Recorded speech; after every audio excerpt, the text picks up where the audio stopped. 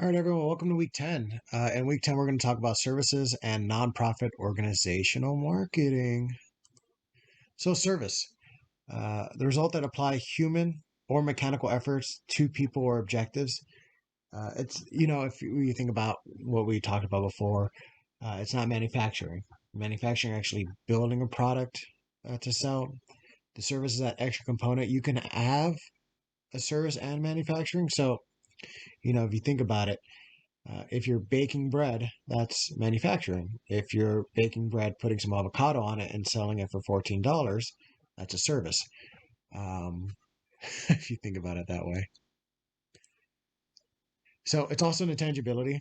The intangibility of a service to be touched, seen, tasted, heard, or felt in some manner that is good, can't be sensed. So it doesn't necessarily have to be touched, doesn't necessarily have to be seen, heard, but it can as well. So what services can do to promote themselves is, with search quality, it's a characteristic that can be easily assessed before the purchase. So just like this Allstate commercial, which talks about, the benefits that you can have with Allstate service. Drivers that switch can save up to $4.98.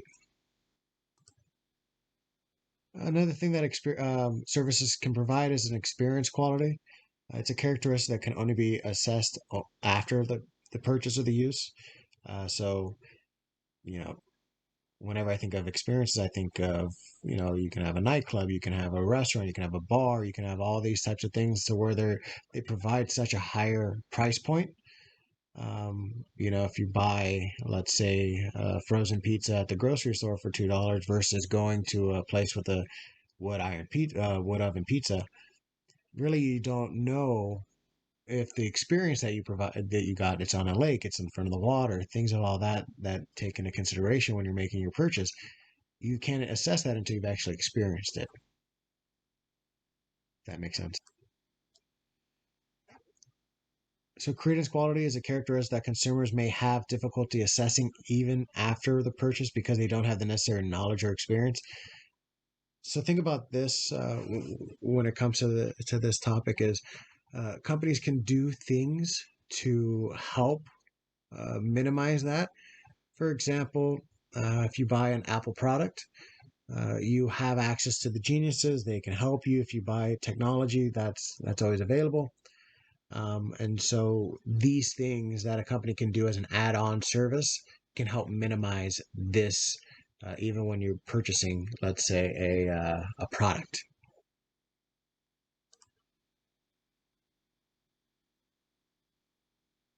Inseparability, really, you have to be present to enjoy whatever you bought.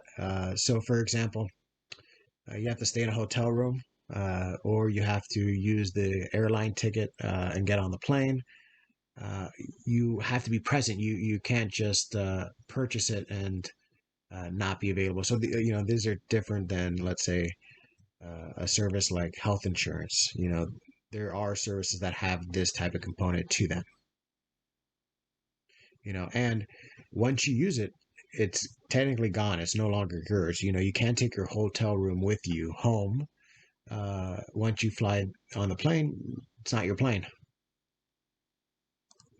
So heterogeneity is the variability of the inputs and outputs of services that cause services to tend to be less standardized and uniform than goods. So, for example, the Cosmopolitan Las Vegas, it's a property that I opened as the marketing manager, and we had multiple different inputs and outputs that made it a unique experience. We had the different hotel rooms. We had the pools. When the pools closed at night, we turned it into a movie theater. We put on movies overlooking the strip. We also have the Chandelier Bar. That's a 3-story bar where you have different cocktails at every level, multiple restaurants and dining experiences, concert venues. Then you have the casino gaming floor. So all these different components. And if you think about it, those even have sub different components of what you sell. So, for example, that bar, the Chandelier Bar, like I said, each level has a different cocktail menu. The slot machines, each and every slot machine has, not all of them, but a lot of them have different price points. A lot of them have different experiences, different gaming types. So another thing that services do have is perishability. Uh, the inevitability of the service to be stored, warehouse, or inventory. You can't really do that. Once you build a hotel and every night it's open, if you don't book people into that room, you've lost that money. So you can see that with perishability comes the yielding. And what yielding is, you basically raise or lower your prices based off of demand, what the market does. So you can see, this is COVID time, so the rooms are super cheap compared to what they used to be. It used to be when I was working there, $300 a night on the weekdays. New Year's Eve was mostly sold out, or at least 2-3 grand a night. But you can see New Year's Eve, which traditionally is a very big Las Vegas event, would have the highest price point than any other week. And then if you go into December, between Christmas and around Christmas, it's pretty low. It's probably the cheapest time because, again, not many people come traditionally to Las Vegas around Christmas time. A lot of times that is foreign people that don't celebrate the holiday.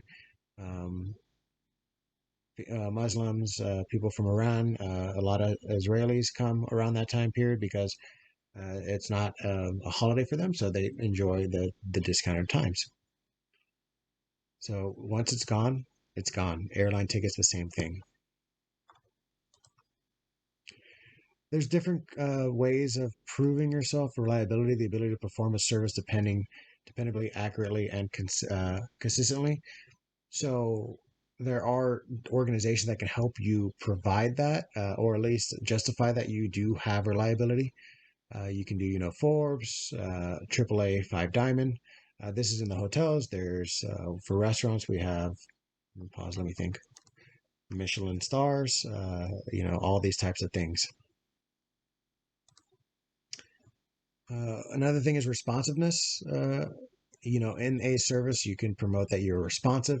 The ability to provide prompt service, 30-minute delivery, or your pizza's free.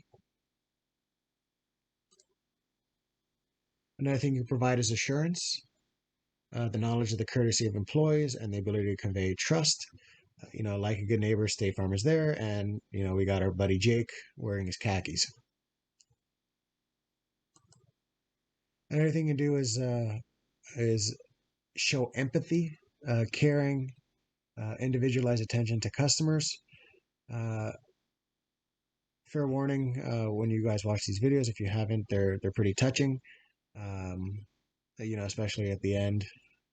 But this is a life insurance company from Thailand, and they're showing like the human component, and they're providing a lot of empathy within their advertising campaign.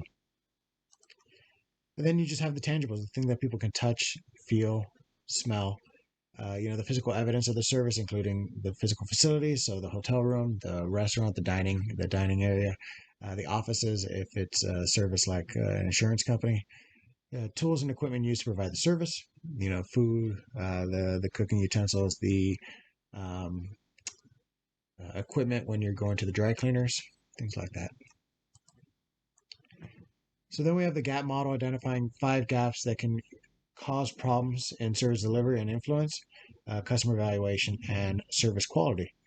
So gap 5 is between expected service and perceived service. So there can be a gap between that. So let's say if you're running a business that is a service-based industry, you would look at whatever these definitions are within your business. So the expected service is, let's say if it's a hotel, the check-in process. This was the expected service, as I should be checked in within 5 minutes, or and the perceived service was it should have been 10 minutes. Okay, well, how do we minimize that gap? The service delivery versus external communications, service delivery versus customer-driven service design. So customer-driven service design, let me think about that one. Yeah, it could be simple as, when you go and order something at a restaurant, you have specific types of allergies, things that you give, and then the service of delivery didn't really give that. The company's perception of expectations versus the customer-driven service design, and then the expected service in that as well. So those are where the 5 gaps are. Now, kind of going back to what this slide talked to a little bit, seeing that the Dodgers are playing, we'll talk about them. So let's think of a Dodger game. What are their core services? The more basic function the customer is buying, which is take it to the ballpark. What are the supplementary services? A group or service that support and enhance the core experience or the core service. So buying merchandise, buying food, buying drinks, uh, different little components that are available, like experiences, like batting cages in the front or things like that. A company can provide mass customization, so it's a strategy use technology to deliver customized service on a mass basis. So, like Southwest would use with their cell phones. And I think that was my Alexa going off. Um, they're always listening.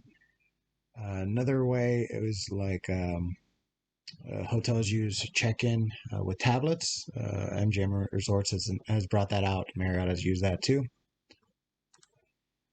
In services too, like even if you're a manufacturer, you have internal marketing, so that's considered technically a service. You're providing a service to your employees. Uh, treating employees as customers and developing systems and benefits that satisfy their needs. Providing information to your employees, pre-shifts, memos, even discounts, things of that nature. So there's ways of providing that information to your internal staff, and that's internal marketing. And that in itself is a service.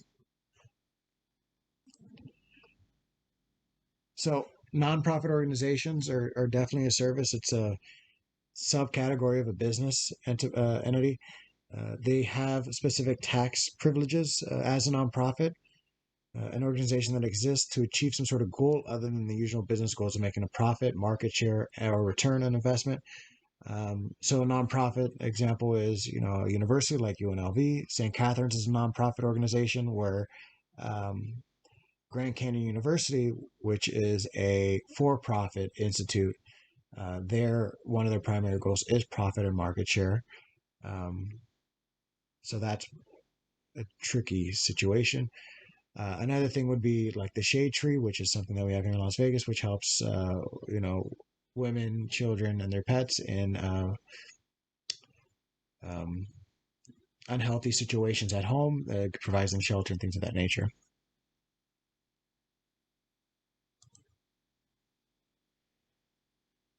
Nonprofit organization marketing is to put an effort by nonprofit organizations to bring about mutually satisfying exchanges with the target market. An organization that I know very well, other than Shade Tree, which I shared on the previous slide, is Opportunity Village. Here in Las Vegas, Opportunity Village is a training organization to help special needs children with learning job skills and job skills, and then they help pair them off with hotels, schools, janitorial jobs, very simple jobs that these children are able to perform and excel at, which gives them confidence. It gives them things to look forward to after high school. Like what are these kids supposed to do after they're out of their primary education? So this is a great organization. And what they do also is they have this thing called the Magical Forest, where you go in, you see Santa Claus and everything, and it raises money for their nonprofit organization. So then we have public service announcements, or PSA. It's an announcement that promotes a program of a federal, state, or local government or a nonprofit organization. So, a nonprofit can have this PSA. Didn't want to show you guys graphic information, but you could look up smoking PSAs, the damages of smoking, the damages of abuse. You could look towards that. PETA does a lot of PSAs. They have a lot of experience. They have a lot of things to show you in that, but it's hard for me to say in a video like, hey, skip 12 seconds because I'm going to show you a picture of